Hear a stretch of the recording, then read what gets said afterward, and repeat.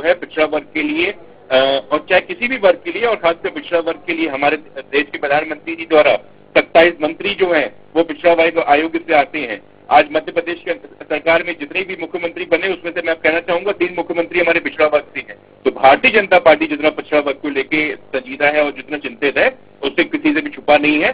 तो मैं अपने कांग्रेस मित्र को बोलना चाहूंगा कि झूठ और अपनी राजनीति बंद करें, ग्राउंड पे आके जो हकीकत है तो स्वीकार करें कि भारतीय दीपक जी आपने जैसा कहा कि आपकी सरकार जो है वो संजीदा है पिछड़ा वर्ग के हितों को लेकर, उनके हितों के संरक्षण को लेकर।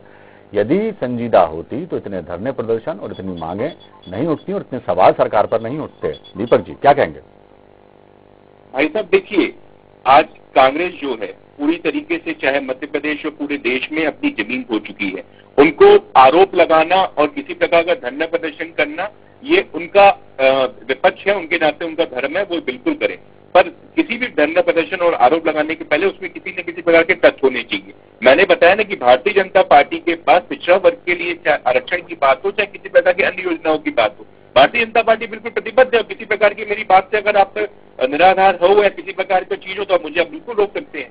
अब बाकी आरोप लगाने की बात नहीं तो पार्टी चूंकि शुरू से लेकर दुष्प्रचार के लिए फेमस है, आरोप लगाती रहेंगी और उन आरोपों की जो हकीकत है उसका जवाब भारतीय जनता पार्टी हमेशा से देती आई और आगे भी देती रहेगी। चलिए योगेश, राकेश जी क्या कहेंगे? देखिए, शायद भाजपा प्रवक्ता को यह मालूम ही नहीं है कि जो प्रदर्शन हुआ वो किसने किया है। वो ओबीसी मोर्चे ने किया है, वो कांग्रेस का अधिकृत प्रदर्शन नहीं था। तो जब नॉलेज में नहीं होता तो ऐसी बातें निकल के आती हैं। दूसरी बात, 2 साल से जब प्रकरण आपको न्यायालय में प्रस्तुत आपका पक्ष थे, 2 साल से वो लिस्ट बना रहे हैं वकीलों की कि अब हम न्यायालय में, ये मध्य प्रदेश का भविष्य बर्बाद करने वाली बात है और पिछड़ा वर्ग को धोखा देने वाली बात है। सिर्फ धोखा देने से राजनीति नहीं होती। जितनी बार भी आप ये बोलेंगे कि पिछड़ा वर्ग के लिए हम कुछ कर रहे हैं तो आपको करके दिखाना होगा। पिछले 17-18 साल से आपने क्या किया वो आपको बताना होगा। कितने प्रतिशत आरक्षण आपने दिया ये आपको अंकों में बताना होगा।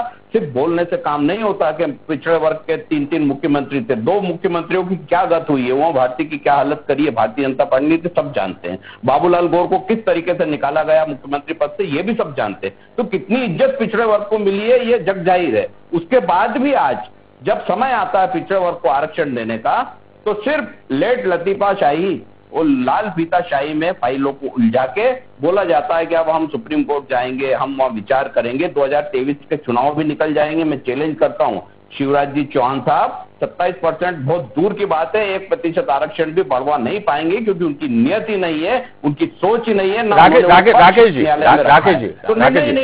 राकेश जी सवाल तो दोनों ही दलों पर उठते हैं कि जब चुनाव करीब आ रहे हैं और जैसा कि आप और हम सब जानते हैं कि उपचुनाव करीब है, नगरीय निकाय चुनाव भले ही टल गए हैं लेकिन वो भी होना ही है, निश्चित है, और आम चुनाव भी होना है। तो जैसे ही चुनाव की बयार बहना शुरू हुई मध्य प्रदेश में और मुद्दे ने जो है हवा पकड़ ली, ये भी बात समझ में आ रही है। अभी तक सब शांत थे, अचानक देखिए जब जैसे ही चुनाव आए तो अपने से आरक्षण का राग आलापे जाने लगा। क्या कहेंगे?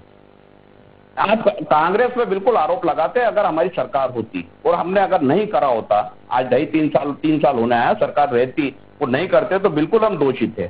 जब हमने 15 महीने की और 12 महीने उसमें मिले थे, उस सरकार में अगर 27% की घोषणा कर दी तो दोषी कौन है? भारतीय जनता पार्टी, जो पिछले 15 साल में सिर्फ आर्डर लागू भी नहीं कर पाई 27% का, सिर्फ बातें ही बनाती रही। घोषणा तो राकेश जी कर्ज माफी की और बेरोजगारी भत्ता देने की भी की गई थी, लेकिन कहाँ क्या कुछ हो पाया उसमें? जी, जो बेरोजगारी भत्ते की बात है, 12 महीने में जो शुरुआत करने वाले थे, 12 महीने में सारे काम तो नहीं हो सकते थे। आप भी समझते हैं इस चीज को, जो 15 साल की भारतीय जनता पार्टी की सरकार और प्रदेश को पटरी पे नहीं ला पाई है, तो 12 महीने में सिर्फ कमलनाथ जी की सरकार क्या सारी व्यवस्थाएं ठीक कर देती? कुछ समय तो लगता था, बेरोजगारी भत्ता भी मिलता, रोजगार भी मिलता, उसकी पूरी तैयारी ट्रैक पे लाने की कार्रवाई शुरू हो गई थी। उसी बीच में जिस तरीके से गई सरकार, आपको सब मालूम है, उसको दोहराने की जरूरत नहीं है। तो अगर 15 साल पुराना विकास बहुत अच्छा है, मध्य प्रदेश का मॉडल बहुत अच्छा है, तो 27% आरक्षण जनता पार्टी से आपको आप संघर्ष की जरूरत ही नहीं थी। आप तो पहले ही सुप्रीम कोर्ट में जा चुके होते 11-12 में, जब भी आप जवाब दे सकते थे, आपकी सरकार थी। आप नहीं गए क्योंकि आपकी मंशा और नियत नहीं है पिछड़े वर्ग की, क्योंकि ये सिर्फ उच्च वर्ग की सरकार है जो उच्च वर्ग का ही सोचती है। जी दीपक जी क्या कहेंगे?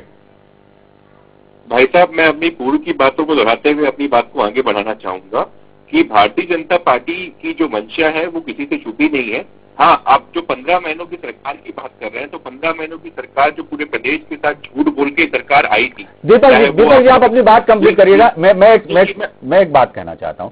आपको क्या लगता है, ये जो जैसा भी मैंने राकेश सिंह जी से भी यही सवाल किया था कि चुनाव आते ही ये मुद्दा गर्मा गया और अब जो है एक तरह से पिछड़ा वर्ग को लेकर के जितनी संजीदगी दिखाई जा रही है सरकार में, तो क्या ये चुनावी मुद्दा ही बनकर रह जाएगा क्या, या आने वाले समय में वाकई जो है इस दिशा में किए गए प्रयास जो हैं वो गंभीरता से किए जाएंगे और सार्थक होंगे? क्या कहेंगे दीपक जी? भाई साहब, इसको चुनाव के दृष्टिकोण से देखना बिल्कुल भी सर्वथा अनुचित होगा। जैसे कि मैंने आपसे पहले भी बताया कि भारतीय जनता पार्टी की चाहे वो केंद्र की सरकार हो, जो उन्होंने कार्य किए, अगर मैं गिनाना स्टार्ट करूंगा तो आपके 30 मिनट का डिबेट कम पड़ जाएगा। और चाहे हमारे मध्य प्रदेश की सरकार हो, पिछड़ा वर्ग आयोग की हमेशा ही काम किया, इसको चुनाव के दृष्टिकोण से जोड़ना बिल्कुल अनुचित होगा। हाँ, हमारी जो विपक्ष की पार्टी है, चूंकि हमारे पास विकास के कार्यों को देखते हुए वो कहीं ना कहीं बिल्कुल बौखला गई है कि भारतीय जनता पार्टी की सरकार ने जो बार बार हमारे ऊपर आरोप लगते हैं कि आप उपचुनाव में भी जनता ने हमारे ऊपर विश्वास दिखाया और हम आज पूर्ण बहुमत के साथ आज प्रदेश की सरकार की और एक स्थिर सरकार में बैठे हुए हैं। और आगामी आने वाली जो हमारी 3 सीटें हैं और हमारी जो लोकसभा की एक सीट है, उस पर भी हम पूरी तरीके से जीतने की ये तैयार है और हमारी पार्टी प्रतिबद्ध है। तो इसको चुनाव के दृष्टिकोण से जोड़ना बिल्कुल अनुचित रहेगा, क्योंकि जब चुनाव नहीं थे, चुनाव है या चुनाव नहीं रहेंगे, हमारी भारतीय जनता पार्टी हमेशा पिछड़ा वर्ग के लिए एवं अन्य वर्गों के लिए हमेशा साथ थी है। दीपक जी, अभी पिछले कुछ महीनों में हमने जब देखा, आपने और हम सब जानते हैं इस बात को लेकर कि सिर्फ पिछड़ा वर्ग को आरक्षण देने के मामले में सिर्फ जुबानी जंग ही चली। आपकी तरफ से, बीजेपी की तरफ से हमेशा ये कहा गया कि कांग्रेस ने ऐलान कर दिया लेकिन कोर्ट में पेश नहीं हुए तरीके से उसको पेश नहीं किया गया, पैरवी नहीं की गई और तमाम तरह की बातें थी। अब जाके जब ये इस मांग ने तेजी पकड़ी और तमाम संगठन जो हैं पिछड़ा वर्ग से संबंधित हैं, उन्होंने जब आवाज उठाना शुरू करी तो सरकार जो है उनकी हितैषी बनकर आगे आ गई। पहले जुबानी जंग की जगह यही काम पहले कर लिया होता तो ये बात ही नहीं होती। दीपक जी, क्या कहेंगे? देखिए भाई साहब, मैंने कहा ना कि पहले आपको वो प्रयास अभी दिख रहे होंगे, पर हमारे प्रदेश के यशस्वी जो मुख्यमंत्री हैं माननीय शिवराज सिंह चौहान जी, उस चीज को हमेशा से संजीदगी उन्होंने लिया है और आगे चल के उन्होंने कार्य किया है। और उसका ढांचा निश्चित ही रूप से, जैसे मैंने बताया कि हमारे अभी विधि आयोग की भी बैठक थी, हमारे विधि के जो नेता थे वो भी उन्होंने मुख्यमंत्री आवास पे उन्होंने चीजें जानकारी ली और जो वरिष्ठ अधिवक्ताओं की सूची है उसको उनसे कार्य किया जा रहा है। और निश्चित रूप से हमारे जो माननीय मंत्री जी ने बयान दिया उस पर आपको बहुत जल्दी सुप्रीम कोर्ट में हमारी याचिका भी दायर होगी और जो चीजें जो है ऑन पैरेलल चल रही है। पर जो हमारी जो जुमला वाली पार्टी और दुष्प्रचार के लिए सहमत पार्टी है, मैं उनसे पूछना चाहूंगा कि उन्होंने जो झूठ बोल के उन्होंने 15 महीने की सरकार है, जो भविष्य में शायद उनको अब आने की दूर दूर तक उम्मीद भी नहीं है, क्योंकि उनका झूठ जो है उजागर हो चुका है जनता के सामने। उन्होंने क्या किया पिछड़ा वर्ग के लिए, वो काम दिलाने में मेरे पास तो लंबी फंसी है, तो मैं पूरी तैयारी के साथ आया हूँ कि लंबी लिस्ट है मेरे पास कि हम लोगों ने क्या क्या नहीं किया है पिछड़ा वर्ग आयोग के लिए, चाहे ओबीसी मोर्चे के लिए या अन्य मोर्चों के लिए। हमारी कांग्रेस बताए कि उन्होंने कितने मंत्री अपने सरकार के दौरान रखे थे, या हमारी उन्होंने जब केंद्र की सरकार थी तो कितने मंत्री थे, या उन्होंने पिछड़ा वर्ग आयोग बनाने की पहल क्या की थी, उस बात पर चर्चा करें जो कि धरातल पे एक असल मुद्दा है। जोश प्रचार करना, आरोप लगाना बहुत आसान है, चलिए जमीन पे काम करने की बात आती है। दीपक जी, सब समय कम है हमारे पास, अंतिम प्रतिक्रिया मैं राकेश जी से ले लेता हूं क्योंकि जवाब उनका आना जरूरी है। राकेश जी, एक बात बताइए कि ये जो है पिछड़ा वर्ग को 27% आरक्षण देने की बात तत्कालीन कांग्रेस सरकार में की गई। जैसे ही सरकार में आई कांग्रेस, आपने इस मुद्दे को लेकर काम किया और ऐलान किया कि 27% आरक्षण दिया जाएगा। अब ये मामला कोर्ट में है। पिछड़ा वर्ग से संबंधित जितने भी संगठन हैं अब वो इस मांग को उठा रहे हैं, अपनी आवाज बुलंद कर रहे हैं। क्या कांग्रेस उनका समर्थन करेगी या इस मुद्दे को लेकर एक अलग आंदोलन खड़ा करके सरकार पर दबाव बनाने का काम करेगी? क्या कुछ अब इस मुद्दे को लेकर कांग्रेस का स्टैंड होने वाला है, ये जानना चाहूंगा मैं आपसे। जी, चौहान को जनता ने घर बिठाया था, अस्वीकार कर दिया था, सरकार को स्वीकार नहीं करा था, उनको नेतृत्व को उनको स्वीकार नहीं करा था। वो एक भरपूर तरीके से हारे थे मध्य प्रदेश में। क्यों हारे थे? पिछड़ा वर्ग के कारण हारे थे। पिछड़ा वर्ग को जो धोखा दिया उन्होंने पिछले 15 साल से, इस वजह से उनकी इतनी बड़ी हार हुई थी। और उनकी सीटें जहां वो 165 का दावा करते थे वो 108 109 के राकेश जी जल्द बात खत्म करें अपनी। मैं जो सवाल कांग्रेस पिछड़े वर्ग के साथ खड़ी। जी जी जी जी आप अपनी बात जल्दी खत्म करिए।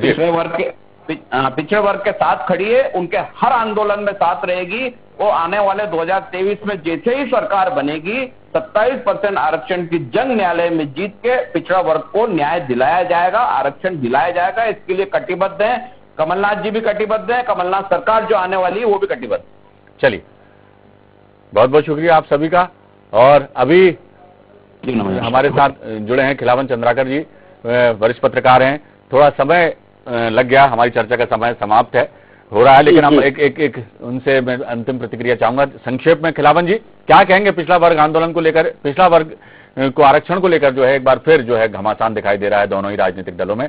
मैं चाहूंगा कि संक्षेप में आप कुछ इस पर टिप्पणी करें। जी मुझे लगता है कि दोनों ही दल, चाहे कांग्रेस हो या भाजपा हो और दूसरे दल जो मध्य प्रदेश में सक्रिय है, पिछड़ा वर्ग को वोट की राजनीति मानकर चल रही है, वोट बैंक मानकर चल रही है। ठीक है, जो तर्क कांग्रेस के द्वारा प्रस्तुत किया गया था हाई कोर्ट में आईपीएल लगने के बाद, उस तर्क सिर्फ ये बता देना कि पिछड़ा वर्ग 51% है या 50% है, ये पर्याप्त तर्क नहीं होता। उन्हें पूरा एक डाटा प्रस्तुत करना था, लेकिन वो भी डाटा नहीं प्रस्तुत कर पाई। और बाद में भाजपा की सरकार आने के बाद जो न्यायालय में तर्क रखना था वो भी नहीं रख पाई। अब आज ही मेरी मुलाकात जब आपसे जुड़ना था उस समय मैं पिछड़ा वर्ग मंत्री स्वतंत्र प्रभार रामखिलावन पटेल के पास बैठा था, उनसे चर्चा हो रही थी। उन्होंने मुझे बताया कि हम 10 अगस्त को जो बैठक है, जो सुनवाई है, हियरिंग है हाई कोर्ट में, उसके लिए डाटा बेस तैयार कर रहे हैं कि हमारे पिछड़े वर्ग के कितने कर्मचारी हैं, पिछड़े वर्ग में कितने शिक्षित वर्ग है, पिछड़े वर्ग में और दूसरे जो संकाय है उसमें क्या अनुपात है, उनका प्रतिनिधित्व कितना है, राजनीतिक प्रतिनिधित्व कितना है। इस तरह के डाटा बेस तैयार किया जा रहा है ताकि 10 तारीख को इस तरह का जवाब मिलेगा। ये बहुत पहले हो जाना चाहिए था। तो मुझे लगता है कि 14% से बढ़ाकर 27% आरक्षण पर हाईकोर्ट तैयार हो जाती। बस इतना ही कहना चाह रहा हूँ मैं आज। चलिए अब देखना होगा कि आने वाले समय में कितनी तैयारियां हैं सरकार की, और कहा तो जा रहा है, और किस तरह से अब इस पूरे ही मामले को अपना पक्ष जो है सरकार अपनी पूरी दमदारी से रखती है उच्च न्यायालय में, देखना दिलचस्प होगा। बहुत बहुत शुक्रिया खिलावन जी आपका, हमारे साथ जुड़े आप। राकेश जी आपका बहुत शुक्रिया, दीपक जी आपका बहुत शुक्रिया। तो आरक्षण पर घमासान जारी है। सरकार भी अब कोशिश कर रही है कि 14% से बढ़ाकर आरक्षण 27% किया जाए। मामला उच्च न्यायालय में है। अब किस तरह से सरकार पैरवी करती है इस मामले की और कितनी दमदारी से अपनी बात रख पाती है, देखना दिलचस्प होगा। फिलहाल दीजिए इजाजत, बने रहिए आप हमारे साथ। खबरों का सिलसिला लगातार जारी है। नमस्कार।